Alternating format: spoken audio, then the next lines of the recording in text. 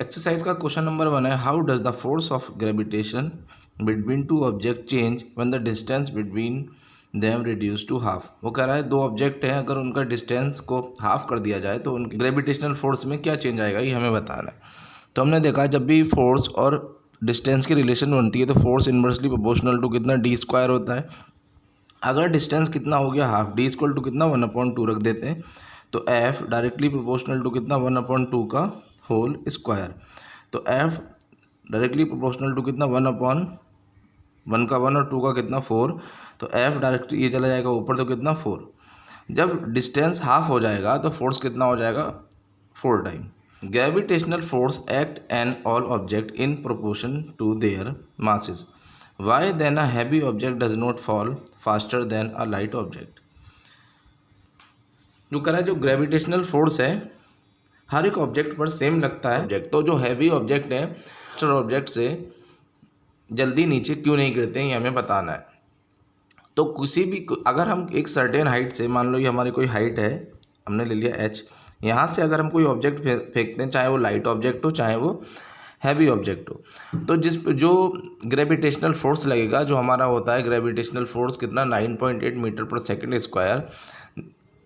तो जो अर्थ है वो 9.8 मीटर पर सेकंड स्क्वायर के एक्सीलरेशन से क्या करेगी, हर एक ऑब्जेक्ट को अपनी तरफ खींचेगी, अट्रैक्ट करेगी, चाहे ऑब्जेक्ट हैवी हो या लाइटर हो।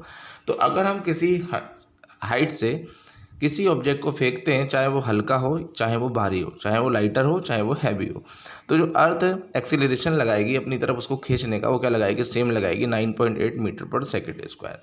तो ये है सॉल्यूशन इस क्वेश्चन नंबर 2 का। Earth attract every object with the same acceleration 9.8 metre per second square. It does not depend mass of the object. क्योंकि अर्थ जो है हर एक ऑब्जेक्ट को 9.8 मीटर पर सेकेंड स्क्वायर के एक्सेलरेशन से अपनी तरफ खींचती है, अट्रैक्ट करती है, वो मास पर डिपेंड नहीं करती। ऑब्जेक्ट चाहे लाइटर हो चाहे हैवी हो, दोनों सेम ही एक्सेलरेशन से दोनों को खींचेगी।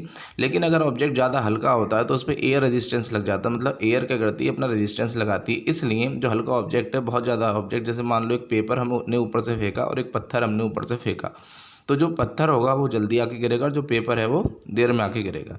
लेकिन अर्थ क्या करती है, एक सेम एक्सीलरेशन से हर एक ऑब्जेक्ट को खींचती है। तो ऐसा क्यों हो रहा है कि पेपर को आने में ज़्यादा टाइम लग रहा है और पत्थर को आने में कम टाइम लग रहा है।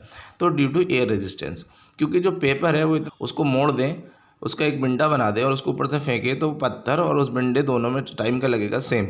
लेकिन जो पेपर है उसका सरफेस एरिया बढ़ जा रहा है, और जब सरफेस एरिया उसका बढ़ जा रहा है तो उसके ऊपर जो एयर रेजिस्टेंस है वो ज़्यादा लग रहा है, और एयर रेजिस्टेंस ज़्यादा लगने के कारण जो पेपर है वो देर में आके गिरता है, और जो पत्थर है उसके ऊपर एयर रेजिस्टेंस नहीं लगता है। Why is the magnitude of the gravitational force between the earth and 1 kilogram of object on its surface? Mass of the earth is 6 into 10 की power 24 kilogram and radius of the earth is 6.4 into 10 की power 6 metre.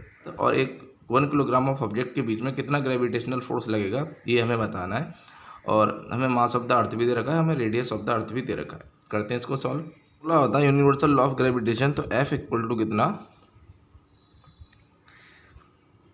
G(m)(m) upon कितना D square. तो जो मास of the अर्थ है वो बहुत ज़्यादा है, तो हमारा कैपिटल M होगा, और ये हम ले लेते हैं मास ऑफ ऑब्जेक्ट। तो फोर्स हमें निकालना है, तो F इक्वल टू निकाल लेते हैं, G कितना होता है हमारा 6.7 इंटू 10 की पावर -11, और मास ऑफ द अर्थ कितना दे रखा है हमें 6 इंटू 10 की power 24 into mass of object कितना दे रखा है हमें 1 किलोग्राम, और नीचे कितना डिस्टेंस का स्क्वायर, तो 6.4 इंटू 10 की पावर 6 इसका होल स्क्वायर। सॉल्व करते हैं इसको, तो F इक्वल टू 6.7 इंटू 10 की पावर 11 -11 इंटू 6 इंटू 10 की पावर 24 इंटू कितना 1, और नीचे स्क्वायर को खोलेंगे तो कितना 6.4 इंटू 10 की पावर 6 इंटू 6.4 इंटू 10 की पावर 6। 10 की पावर 6 और 10 की पावर 6 जब बेस सेम होता है तो पावर ऐड हो जाती है, तो 10 की पावर 6 और 10 की पावर 6 10 की पावर 12, और इस 10 की पावर 12 से ये 24 गया, तो यहाँ कितना बचा 10 की पावर 12। ये 10 की पावर -11, ये 10 की पावर 12, बेस सेम होता पावर ऐड हो जाती है, ये माइनस का 11 ये प्लस का 12, तो कितना बचा 1। तो ये बचा हमारा कितना 6.7 इंटू 6 इंटू यहाँ सिर्फ 10 की पावर 1 बचा और 10 की पावर 1 मतलब कितना, सिर्फ 10। नीचे कितना चल रहा है हमारा 6.4 इंटू कितना 6.4। इसको डिवाइड करेंगे, यहाँ से पॉइंट हटेगा, यहाँ 0 जाएगा, यहाँ से पॉइंट हटेगा तो यहाँ 0 जाएगा। ये 2 से गया कितना 3 टाइम में और ये 2 से गया कितना 32 टाइम में। तो ये कितना बचा 6.7 इंटू 3 अपॉन कितना 32 इंटू कितना 64। इन सबको सॉल्व करेंगे, अगर काटेंगे तो हमारा आंसर कितना, और इंटू कितना चल रहा है 1000 भी चल रहा है, 3000। सॉल्व करेंगे तो आएगा 9.8 न्यूटन। अगर हम इसकी कैलकुलेशन करके सॉल्व करेंगे तो 9.8 न्यूटन इसका आंसर आएगा। The earth and the moon are attract to each other. Why gravitational force does the earth attract the moon with a force that is greater or smaller or the same as the force with which the moon attract the earth. Why. वो कह रहा है जो अर्थ है और moon है एक दूसरे के ऊपर ग्रेविटेशनल फोर्स लगाते हैं, तो जो अर्थ अपनी तरफ मून को अट्रैक्ट करती है और जो मून अर्थ को अपनी तरफ अट्रैक्ट करेगा तो वहाँ पर ग्रेविटेशनल फोर्स किसका ज़्यादा होगा किसका कम होगा, दोनों का सेम होगा अगर मून और अर्थ के बीच में। ऐसा क्यों होगा, अगर सेम है, ज़्यादा है, कम है, ऐसा क्यों है ये हमें बताना है। तो answer according to universal law of gravitation, two object attract each other with equal force but in opposite direction. The earth attract the moon with an equal force with which the moon attract the earth. सीधा simple logic है, ये कोई object, ये हमारी अर्थ है और ये क्या है हमारा मून है, तो जितना फोर्स ये इसके ऊपर लगाएगा उतना ही फोर्स ये इसके ऊपर लगाएगा, यानी दोनों एक दूसरे के अपोजिट डायरेक्शन में दोनों को खींचते, फोर्स सेम लगेगा दोनों का। लेकिन अर्थ का साइज बड़ा होने के कारण अर्थ मून को अपनी तरफ खींचेगा और मून उन्हें दोनों का जो फोर्स है वो क्या लगेगा, सेम लगेगा due to universal law of gravitation. Question number 5 है, if the moon attract the earth why does the earth not move towards the moon. Question है, अगर जो मून है वो अर्थ को अपनी तरफ अट्रैक्ट करता है तो अर्थ उसकी तरफ क्यों नहीं मूव करती है, ये हमें बताना है। Answer the earth and the moon experience equal gravitational forces from each other. However, the mass of the earth is much larger than the mass of the moon. Hence, it accelerates at a rate lesser than the acceleration rate of the moon towards the earth. For this reason, the earth does not move towards the moon. Answer है जो अर्थ है और जो moon है दोनों equal gravitational force लगाएंगे एक दूसरे के ऊपर अपोजिट डायरेक्शन में due to universal law of gravitation. लेकिन जो अर्थ का जो मास है वो मून के मास से ज़्यादा है, इसलिए उसके जो अर्थ है वो ज़्यादा एक्सेलरेशन फोर्स लगाएगी और जो मून है वो कम एक्सेलरेशन फोर्स लगाएगा। तो कम एक्सेलरेशन फोर्स लगने के कारण जो मून है वो अपनी तरफ अर्थ को अट्रैक्ट नहीं कर पाता, तो यही इसका क्या है रीज़न है। क्वेश्चन नंबर 6 है, what happened to the force between two object के बीच में फोर्स कितना होगा ये हमें बताना है इन 3 क्वेश्चन के अकॉर्डिंग। फर्स्ट है, the mass of one object is double. अगर मास है एक ऑब्जेक्ट का अगर वो डबल हो जाता है तो फोर्स कितना होगा दोनों के बीच में। The distance between the object double and the triple, और जो डिस्टेंस है दोनों ऑब्जेक्ट के बीच में वो डबल और ट्रिपल हो जाएगा तब फोर्स उनके बीच में कितना होगा। और third part is the mass of both object are double, और दोनों ऑब्जेक्ट का अगर मास डबल हो गया तब फोर्स उन दोनों के बीच में क्या होगा ये हमें बताना है। तो बताते हैं, तो हमने देखा है force is directly proportional to capital M, force is directly proportional to small M और force is inversely proportional to कितना डी स्क्वायर। ये 3 रिलेशन बन के आती हैं। तो the mass of one object is double, अगर जो मास है ऑब्जेक्ट का क्या कर दिया जाए डबल कर दिया जाए तो फोर्स भी कितना हो जाएगा डबल, यानी दुगना हो जाएगा। ये हमारा फर्स्ट पार्ट है। सेकंड पार्ट बनाते हैं, the distance between the object double and triple. अगर डिस्टेंस डबल कर दिया जाए तो डी इक्वल टू कितना 2 कर दिया और फिर डी इक्वल टू कितना ट्रिपल कर दिया, तो F is directly proportional to कितना 1/d का स्क्वायर। डी कितना हमारा 2, तो 2 का स्क्वायर, तो ये हमें निकलेगा कितना F is directly proportional to कितना 1/4। यानी अगर डिस्टेंस डबल हो गया तो फोर्स 1/4 कम हो जाएगा, यानी 1/4 हो जाएगा। ऐसे ही डी इक्वल टू रख देते तो एफ डायरेक्टली प्रोपोर्शनल टू कितना 1/3 का स्क्वायर, तो एफ इज कितना 1/आएगा 9। तो अगर डिस्टेंस दोनों के बीच में ट्रिपल्ड हो जाएगा तो जो फोर्स है वो कितना हो जाएगा 1/9 हो जाएगा। Third part, the mass of the both the object is double. दोनों ऑब्जेक्ट का अगर मास डबल हो जाएगा तो force is directly proportional to कितना capital M into small M. तो F इक्वल टू दोनों ऑब्जेक्ट का डबल हो गया तो इसका 2 और इसका भी 2 कितना, तो फोर्स से डायरेक्टली प्रोपोर्शनल टू कितना 4 टाइम। अगर दोनों ऑब्जेक्ट का मास अगर डबल हो जाए तो फोर्स भी क्या हो जाएगा 4 गुना ज़्यादा हो जाएगा, यानी 4 टाइम्स ज़्यादा लगेगा। नंबर 7 है what is the importance of universal law of gravitation. Universal law of gravitation की हमें इंपॉर्टेंस बतानी है क्या होती है।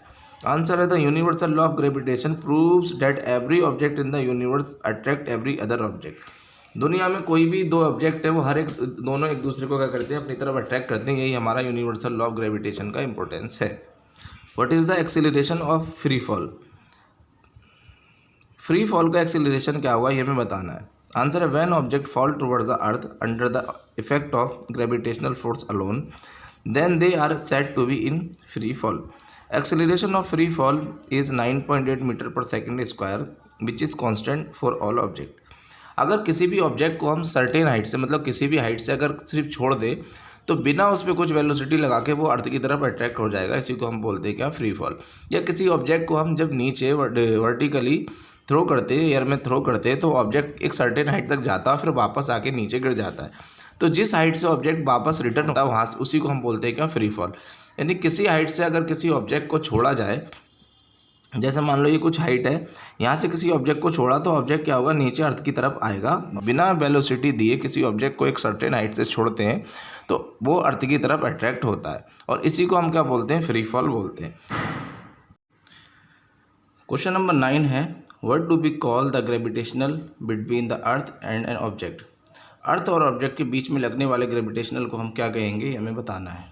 तो आंसर है gravitational force between the earth and the object is known as the weight of the object. यानी ग्रेविटेशनल फोर्स अर्थ और ऑब्जेक्ट के बीच में वही होता है जो किसी ऑब्जेक्ट का वेट होता है। तो फोर्स का फॉर्मूला होता है m इंटू ए। तो वेट भी क्या है हमारा, एक फोर्स ही है ड्यू टू ग्रेविटी। जो ग्रेविटी की तरफ लगता है तो mass into gravity equal to कितना, वेट।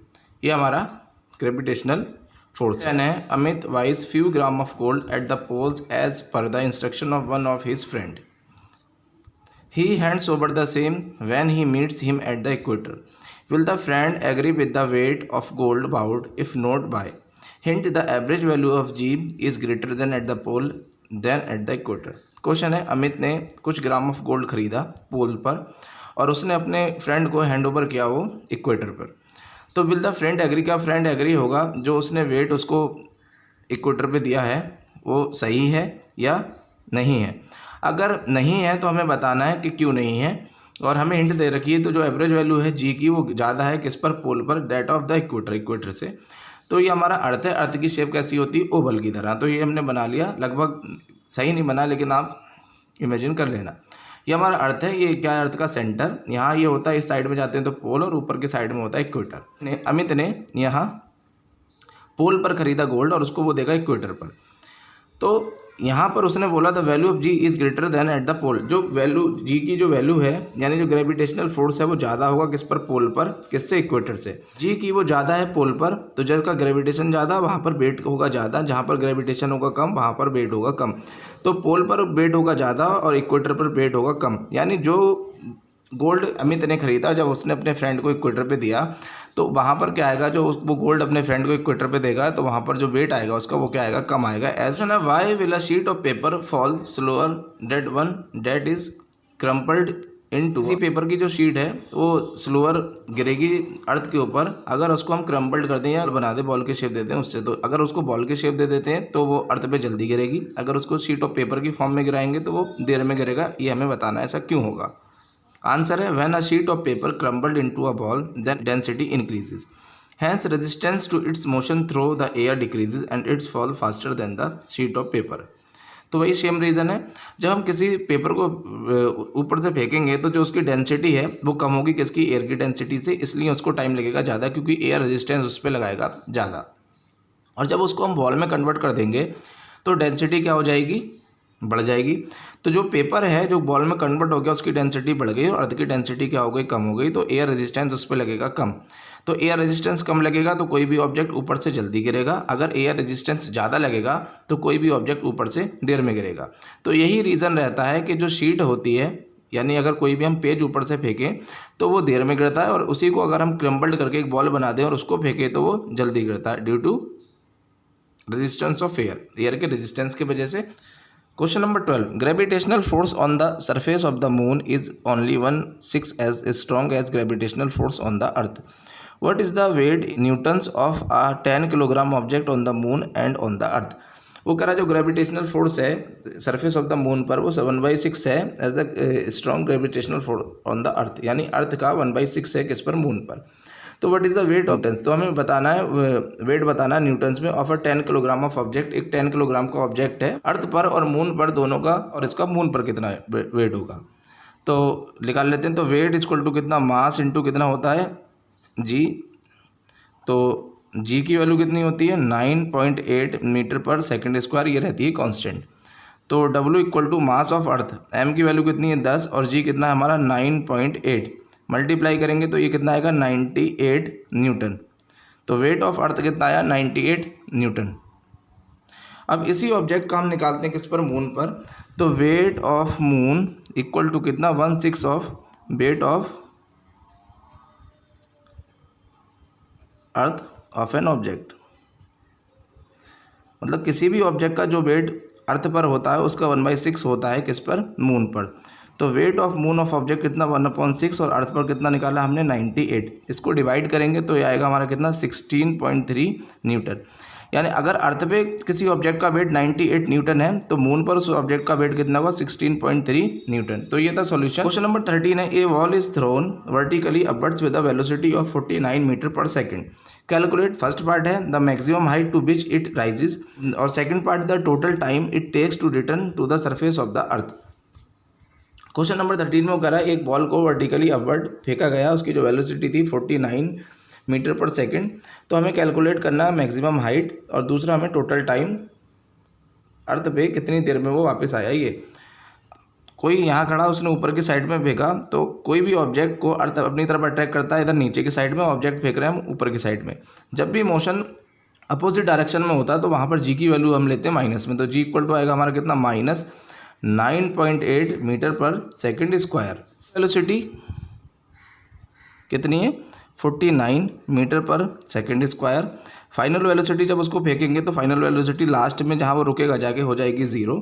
जी कितना हमारा मोशन के अपोजिट डायरेक्शन में लग रहा है, यानी एक्सीलरेशन लगता है नीचे की साइड में और हम फेंक रहे हैं उसको ऊपर की साइड में. तो ज़मीन उसको क्या करेगी, अर्थ नीचे की साइड में खींचेगी. तो एक्सीलरेशन लगेगा माइनस का कितना 9.8 मीटर पर सेकेंड स्क्वायर. अब यू है, बी है, जी है, तो कौन से हमें एच चाहिए. तो एच निकालते हैं. तो वी स्क्वायर माइनस कितना यू स्क्वायर इक्वल टू कितना 2GH. वी की वैल्यू कितनी 0 माइनस यू कितना हमारा 49 का स्क्वायर इक्वल टू कितना 2. जी कितना माइनस का 9.8 इंटू कितना एच हमें चाहिए. तो ये कितना माइनस आगे रहा, तो 49 इंटू कितना 49 इक्वल टू कितना 2 इंटू माइनस का 9.8 इंटू कितना एच. इस माइनस से ये माइनस हो गया कैंसिल. अब यहाँ से मैं 0 हटा रहा हूँ तो यहाँ कितना आ जाएगा 10. तो ये 98, ये 49 ने 98 को काटा कितना 2 टाइम, तो आया कितना 49 इक्वल टू कितना 2 इंटू 2, नीचे कितना चल रहा है 10 इंटू कितना एच. ये जाएगा मल्टीप्लाई में. तो 49 इंटू 10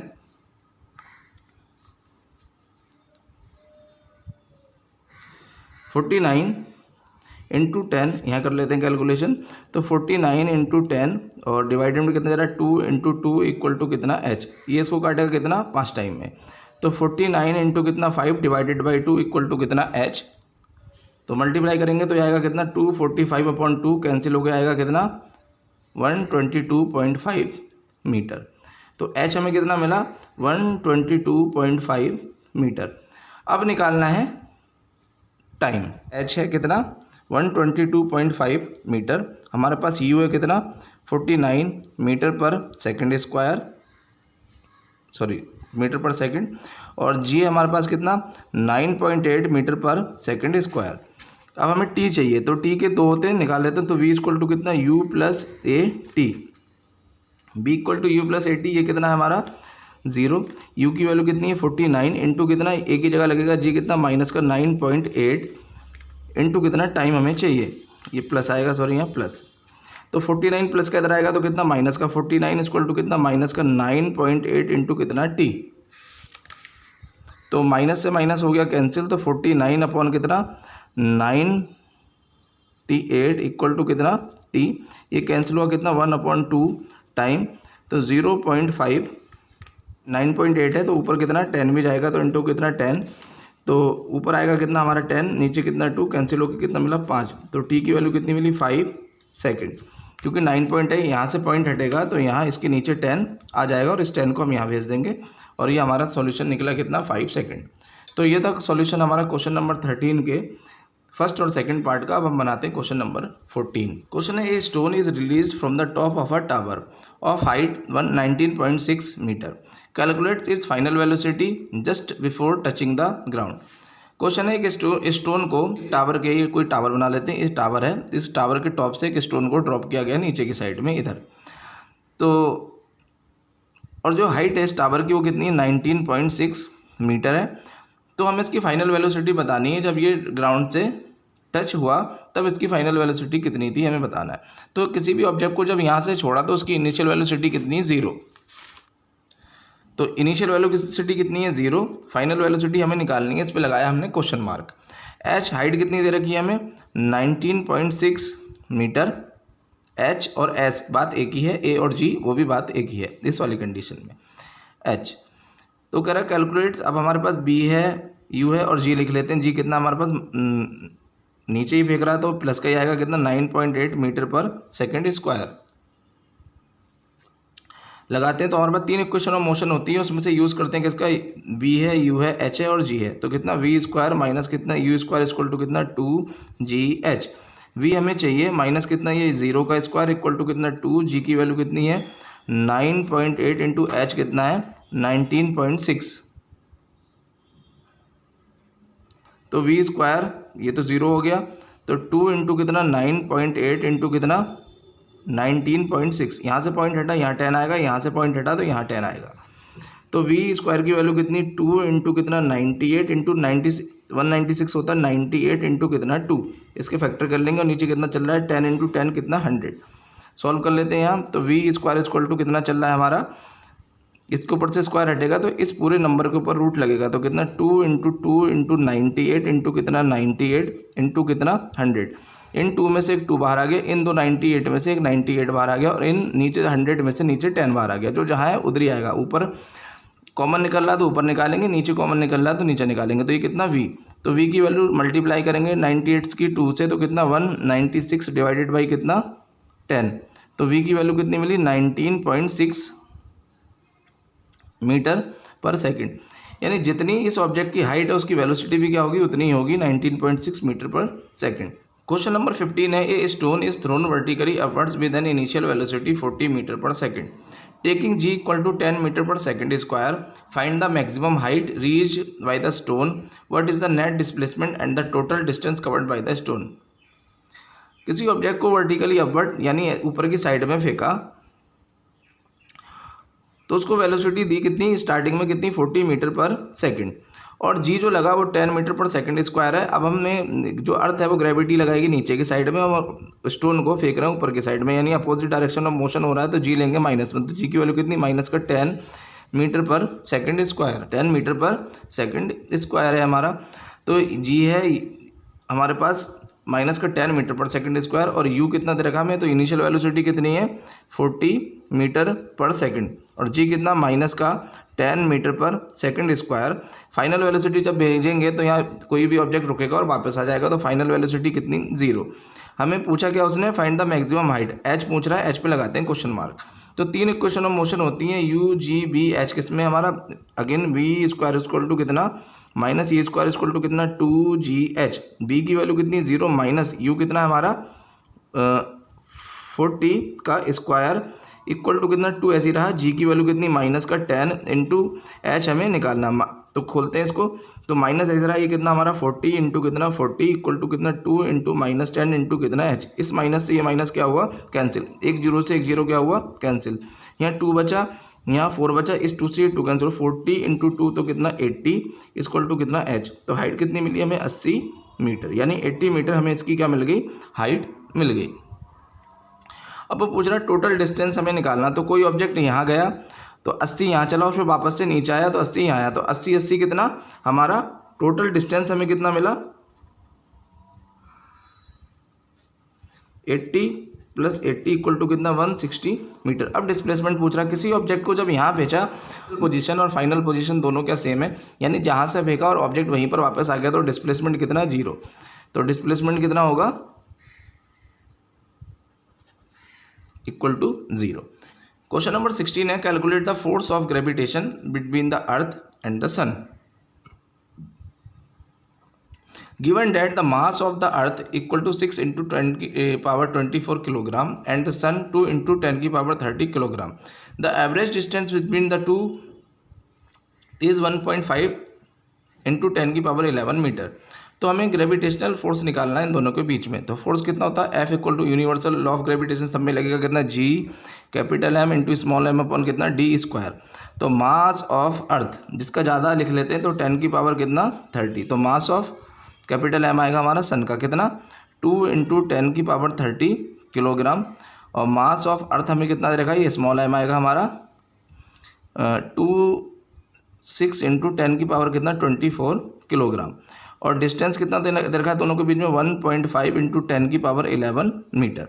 लगाते हैं तो F ऐसी रहा, G की वैल्यू कितनी होती है 6.7 इंटू 10 की पावर -11 इंटू मास ऑफ सन, तो 2 इंटू 10 की पावर 30 इंटू मास ऑफ अर्थ कितना 6 इंटू 10 की पावर 24, और नीचे कितना चल रहा है D का स्क्वायर, यानी 1.5 इंटू 10 की पावर 11 का होल स्क्वायर।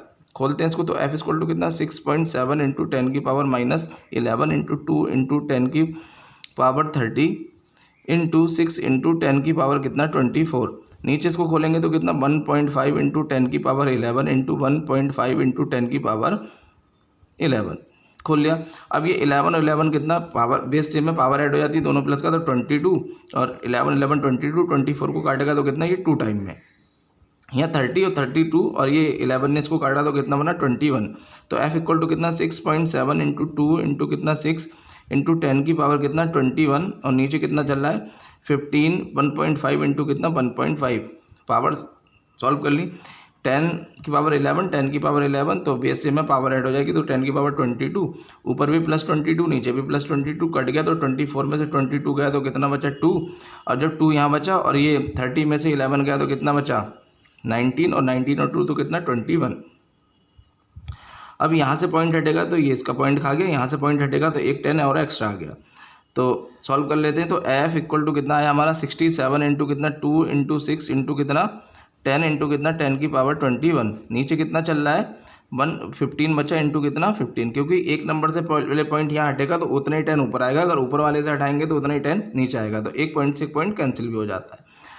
तो ये कितना हमारा ये 10 और ये 60 बन गया, इस 60 से ये 15 कटा कितना 2 टाइम में, तो F इक्वल टू कितना 67 इन 4 2 जा कितना 8, और कितना चल रहा है हमारा 15 इंटू कितना 10 की पावर 21। 67 की मल्टीप्लाई 8 से करेंगे, 7 की मल्टीप्लाई 8 से करेंगे और उसको 15 से डिवाइड करेंगे तो आएगा हमारा कितना 35.7 इंटू 10 की पावर 21, तो चल रहा है किसमें न्यूटन में। तो F इक्वल टू अगर हम हटा दें तो कितना 3.57 इंटू कितना यहाँ हटा तो इधर एक 10 की पावर बढ़ जाएगी तो 10 की पावर 22 न्यूटन। तो ये है हमारा सॉल्यूशन क्वेश्चन नंबर 16 का।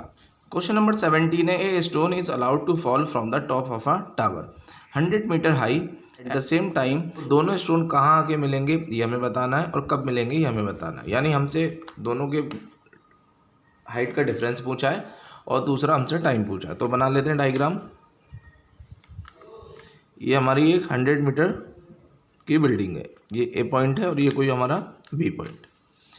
अब यहाँ से एक पत्थर फेंका तो वो आ रहा है इस साइड में, और यहाँ से नीचे एक पत्थर फेंका, वेलोसिटी कितना है उसका 25 मीटर पर सेकंड, तो वो जा रहा है ऊपर। तो ये नीचे आ रहा है और ये ऊपर जा रहा है, दोनों ये कहाँ मिलेंगे ये हमें बताना, और कब मिलेंगे ये हमें बताना है।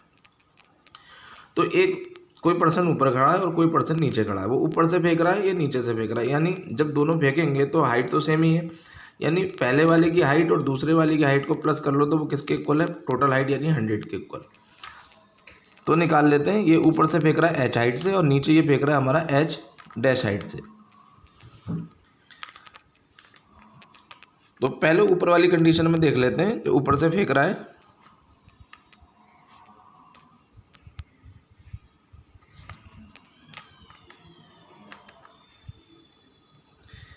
h इक्वल टू कितना u t प्लस कितना half a G T square, क्योंकि जी फेंक रहा है तो एक्सेलरेशन किधर होता है, नीचे वाली साइड में, और वो पत्थर भी फेंक रहा है ऊपर से नीचे वाली साइड में, तो एक्सेलरेशन यानी जी हमारा आएगा पॉजिटिव।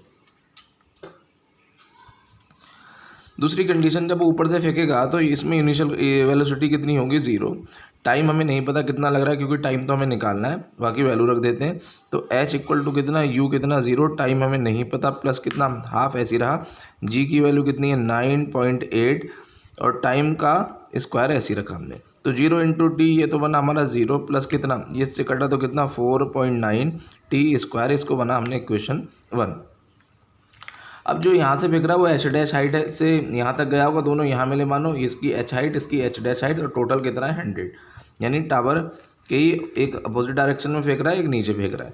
तो एच डैश निकाल लेते हैं, तो ये भी कितना यू टी प्लस कितना हाफ जी टी स्क्वायर, क्योंकि दोनों को टाइम क्वेश्चन में बोल रखा है कि सेम टाइम पे फेंक रहा है, यानी टाइम क्या लग रहा है सेम। तो एच डैश इक्वल टू कितना, यू की वैल्यू कितनी है यहाँ कितना 25, टाइम कितना दे रखा है टी, प्लस कितना हाफ जी, मोशन मतलब ग्रेविटी लग रही है नीचे की तरफ, पत्थर फेंक रहा है वो ऊपर की तरफ, तो माइनस का जी आएगा, माइनस का जी इंटू कितना टी स्क्वायर। तो एच डैश इक्वल टू कितना, ये 25 टी, और प्लस का इधर आ गया कितना माइनस कितना 1/2 इंटू जी की वैल्यू कितनी 9.8 इंटू कितना टी स्क्वायर, ये इससे कटा कितना 4.9 टाइम में। तो एच डैश इक्वल टू कितना 25 टी माइनस का कितना 4.9 टी स्क्वायर। अब h प्लस एच डैश जो हमारा पूरा 100 के इक्वल है, तो h plus H dash equal to कितना 100, यानी ये यहाँ से यहाँ तक गया और ये यहाँ से यहाँ तक गया, तो टोटल पूरी बिल्डिंग की ये टावर की हाइट और टावर की टोटल हाइट कितनी तरह की 100। तो h की दोनों को प्लस कर लेते हैं, तो h की वैल्यू कितनी निकाली थी हमने 4.9 T square, plus H dash की वैल्यू कितनी थी 25 T minus 4.9 T square equal to कितना चल रहा है 100, प्लस के 4.9 टी स्क्वायर से माइनस का 4.9 टी स्क्वायर हो गया कैंसिल, तो कितना बचा 25 टी इक्वल टू कितना 100। तो टी की वैल्यू निकाल लेते हैं, तो कितना 100/25, तो इक्वल टू कितना 4 सेकेंड। तो टी मिला हमें कितना 4 सेकेंड, यानी 4 सेकेंड के बाद ये दोनों स्टोन आपस में यहाँ मिलेंगे। अब कहाँ मिलेंगे ये हमें निकालना, मतलब हाइट निकालना दोनों का डिफरेंस। तो इसकी हाइट निकाल लेते हैं, h कितना था हमारा 4.9 इंटू कितना t कितना है हमारा 4 का स्क्वायर 16, तो h इक्वल टू कितना 4.9 इंटू कितना 16, s इक्वल टू आया 78.4 मीटर। तो 100 में से अगर हम क्या करते हैं, 100 में से इस वाली हाइट को, जहाँ इसने पत्थर फेंका इसको माइनस कर दें, तो इस वाले की हाइट हमें मिल जाएगी कि दोनों कहाँ मिलेंगे। तो टोटल हाइट में से यानी 100 में से माइनस कितना 78.6 मीटर। तो 21.6 मीटर के बाद ये दोनों आपस में मीट करेंगे, और इनको मीट करने के लिए जो टाइम लगेगा वो कितना लगेगा 4 सेकेंड। तो ये था सॉल्यूशन हमारा क्वेश्चन नंबर 17 का।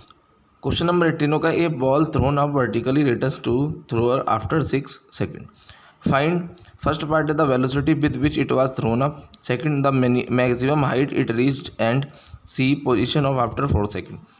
क्वेश्चन है, एक बॉल को वर्टिकली थ्रो करा और 6 सेकंड के अंदर वो वापस लौट के आ गया, तो हमें बताना है velocity with was thrown up, जब उसको फेंका तो उसकी वेलोसिटी कितनी होगी। The maximum height it reaches, कितनी मैक्सिमम हाइट उसने रीच करी है ये हमें बताना है, और इट्स पोजीशन आफ्टर 4 सेकंड, और 4 सेकंड के बाद उसकी पोजीशन कहाँ है ये हमें बताना है। कोई पर्सन यहाँ खड़ा था, उसने ऊपर की साइड में इसको फेंका और वापस से आया, तो आने और जाने में उसको टाइम कितना लगा 6 सेकंड। तो 3 सेकंड टाइम हमेशा सेम लगता है नीचे से ऊपर फेंकने में, ऊपर से नीचे फेंकने में। तो 3 सेकंड से ऊपर गया, अगर वेलोसिटी सेम हो तो 3 सेकंड से यह हमारा 3 सेकंड में ही नीचे आया, यानी टोटल कितना लगा 6 सेकंड। तो 3 सेकंड जाने का और 3 सेकंड आने का, और किसी का भी हम आने या जाने का इसका निकालें, ऊपर को फेंक रहा है तो ऊपर फेंक रहा है, तो एक्चुअली टाइम कितना हमारे पास, टाइम हमें दे रखा कितना 3 सेकंड। जी कितना है, जी हमारा मोशन लगेगा, ग्रेविटी लगेगी नीचे की साइड में, पत्थर फेंक रहे हैं, सॉरी बॉल फेंक रहे हैं हम ऊपर की साइड में, तो जी इक्वल टू कितना माइनस का 9.8 मीटर पर सेकंड स्क्वायर। अब इनिशियल वेलोसिटी यानी किस वेलोसिटी से उसको फेंका ही हमें बताना है, और ऊपर जाके यहाँ वेलोसिटी उसकी कितनी होगी 0, तो v इक्वल टू कितना 0। तो u t b g हमारे पास है, तो इक्वेशन ऑफ मोशन का यूज़ कर लेंगे, v इक्वल टू कितना u plus G T. V equal to कितना 0, यू इक्वल टू कितना हमें नहीं पता, यू ऐसे रहेगा। माइनस का कितना 9.8 इंटू टी कितना 3। ये इधर आया तो प्लस के इधर आके माइनस हो गया, तो माइनस का कितना 9.8 इंटू कितना 3, माइनस से माइनस हो गया कैंसिल, तो यू इक्वल टू कितना मल्टीप्लाई करेंगे तो 3 तो 29.3 मीटर पर सेकंड। तो 29.3 मीटर पर सेकंड की वेलोसिटी से उसको ऊपर फेंके गया होगा। अब उसकी हाइट पूछ रहा है, तो हाइट बताने के लिए हमारे पास वी स्क्वायर माइनस कितना यू स्क्वायर इक्वल टू कितना 2GH। किसी का भी यूज़ कर लेते हैं, जो आसान लगेगी उसी का यूज़ करेंगे। तो बी हमारा कितना 0 माइनस कितना है यू हमारा 29.3 का स्क्वायर इक्वल टू कितना 2 ऐसे रहा। जी की वैल्यू कितनी है माइनस का 9.8 इंटू एच कितना हमें चाहिए। तो ये 0 तो माइनस का कितना 29.3 इंटू कितना 29.3 इंटू कितना 2 इंटू माइनस का 9.8 इंटू कितना एच। इस माइनस से ये माइनस हो गया कैंसिल, बीच में चल रहा है ये इक्वल टू। इसके एक पॉइंट से इसका एक पॉइंट हो गया कैंसिल,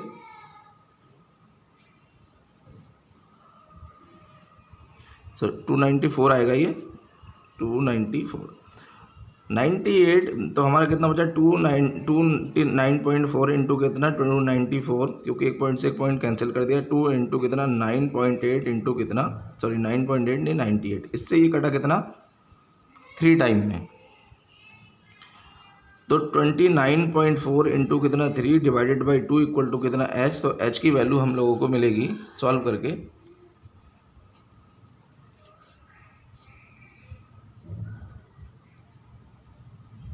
एच इक्वल टू मिला कितना हमारा 44.1 मीटर, यानी उसको हाइट कितना लगेगा 44.1 मीटर। अब हमें निकालना है टाइम के 4 सेकंड के बाद वो कहाँ पहुँचा। टोटल टाइम कितना लग रहा है वापस आने में 3 सेकंड। तो 4 सेकंड मतलब 4 सेकंड में से अगर हमने क्या करा 3 सेकंड को हमने माइनस कर दिया तो कितना बचा 1 सेकंड, यानी 1 सेकंड में वो, क्योंकि 3 सेकंड आने में लग रहा है 3 सेकंड जाने में लग रहा है, तो 4 सेकंड में कहाँ होगा। तो पूरा लगा जाने में 3 सेकंड। अब 1 सेकंड 3 को 4 में से 3 को माइनस कर दिया तो 1 सेकंड में अब ऑब्जेक्ट कहाँ होगा, ये बॉल कहाँ होगी, अब हमें बताना है। तो टाइम कितना हमारे पास 1 सेकंड। कर लेते हैं टाइम वाली इक्वेशन का यूज़। तो एच इक्वल टू कितना यू टी प्लस कितना half G T square. H कितना आया था हमारा 44। हमें एच निकालना है कि एच मतलब 1 सेकंड के बाद वो कहाँ होगा, ये हमें बताना, हाइट बतानी है आफ्टर 1 सेकंड। तो एच इक्वल टू कितना यू कितना आया था हमारा निकल के। अब इनिशियल वेलोसिटी तो कितनी है 0 इंटू टाइम कितना है 1 सेकंड, क्योंकि टाइम पूछ रहा है, इनिशियल वेलोसिटी हम नहीं दे रखी, तो 0 कितना ये हमारा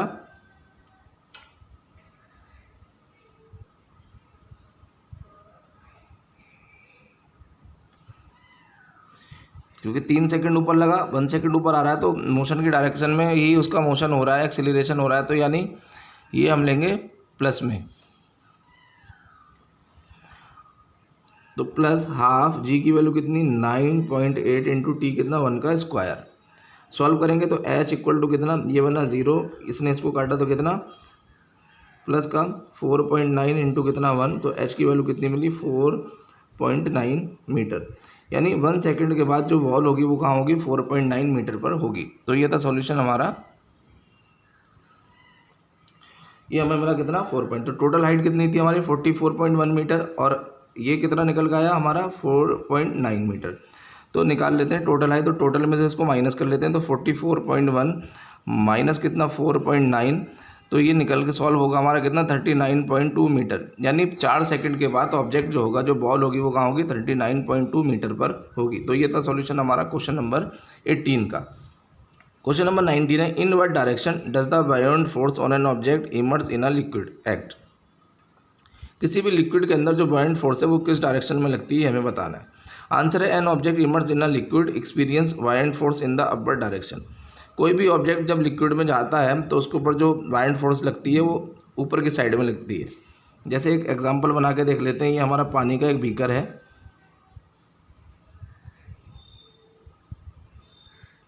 इसके अंदर ये पानी है। अब इसके अंदर जब मैं ये बॉल डालूंगा तो बॉल के ऊपर जो अपवर्ड फोर्स लगेगा, बाउंड फोर्स लग रहा है किधर, ऊपर की साइड में, ग्रेविटी की वजह से फोर्स लग रहा है इसके नीचे की साइड में, तो बाउंड फोर्स लगेगा किधर, ऊपर की साइड में। तो हमेशा पानी की अपोजिट डायरेक्शन में अपवर्ड बाउंड फोर्स लगता है। तो question number 20, why does a block of plastic release under water come up to the surface of the water. ठीक है, ये बना लेते हैं यहाँ, ये पानी है इसकी सरफेस के ऊपर। जब इसको इस सरफेस के ऊपर एक प्लास्टिक के ब्लॉक को डालेंगे तो ये ऊपर ही इसके ऊपर वाली सरफेस के ऊपर रहेगा। ऐसा क्यों? क्योंकि ये ब्लॉक लगाएगा ग्रेविटेशनल फोर्स नीचे की तरफ और पानी लगाएगा एक बाउंड फोर्स अपवर्ड इसकी अपोजिट डायरेक्शन में ऊपर की तरफ। तो ये जो बाउंड फोर्स है ये ग्रेविटेशनल फोर्स से ज़्यादा होगा, तो जैसे ही इसको पानी के अंदर छोड़ेंगे तो बाउंड फोर्स इसको क्या करेगा, ऊपर की तरफ भगाएगा, और ऊपर की तरफ फोर्स है वो कम होगा किससे, बाउंड फोर्स से। तो इसी वजह से ये जो ऑब्जेक्ट है वो पानी की सरफेस के ऊपर ही रहेगा। Question number 21, the volume of a 50 gram of a substance is 20 centimeter cube. If the density of water is 1 gram per centimeter cube will the substance float or sink. Question है वो float करेगा, निकाल लेते हैं। तो density of substance,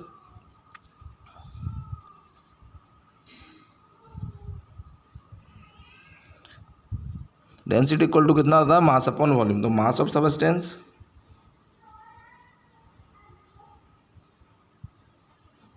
upon volume of,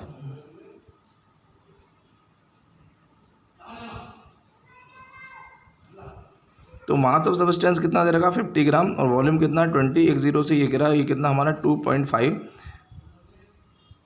gram centimetre cube. तो जो density है सबस्टेंस की वो कितनी है 2.5 ग्राम सेंटीमीटर क्यूब, यानी वाटर की डेंसिटी से ज़्यादा है। तो जो हमारा सबस्टेंस है वो सिंक करेगा।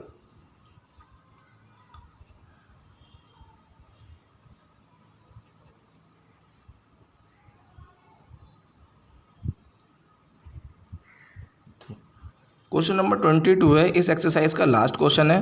क्वेश्चन है the volume of a 500 gram sealed packet is 350 centimeter cube. Will the packet float or sink in water if the density of water is 1 gram per centimeter cube? What will be the mass of the water displaced by this packet? वो कह रहा है एक packet है, उसका जो मास है वो 500 ग्राम है और उसकी जो वॉल्यूम है वो 350 सेंटीमीटर क्यूब है।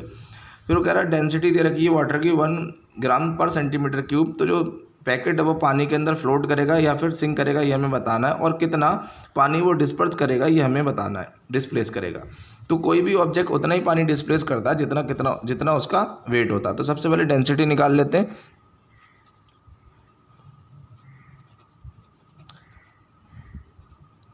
Density of packet equal to कितना, mass of packet upon volume of packet. तो मास ऑफ पैकेट कितना है हमारा 500 ग्राम और डेंसिटी कितनी है, सॉरी वॉल्यूम कितना 350। इसको ये काटेंगे तो ये कटेगा कितना हमारा आएगा, इसको सॉल्व करके 1.42 ग्राम पर सेंटीमीटर क्यूब आएगा।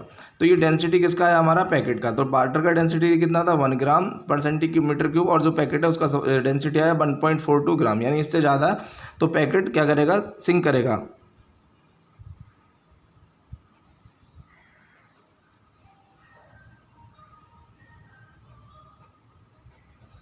तो packet will sink in water.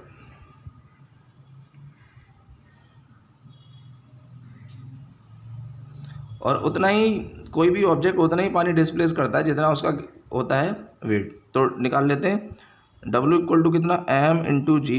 तो वेट इक्वल टू कितना, मास कितना दे रखा है 500 इंटू कितना, जी कितना हमारा 9.8। तो W इक्वल टू कितना 4900 न्यूटन, यानी जितना इसका वेट है उतना ही ये पानी डिस्प्लेस करेगा। तो ये था सॉल्यूशन हमारा क्वेश्चन नंबर 22 का।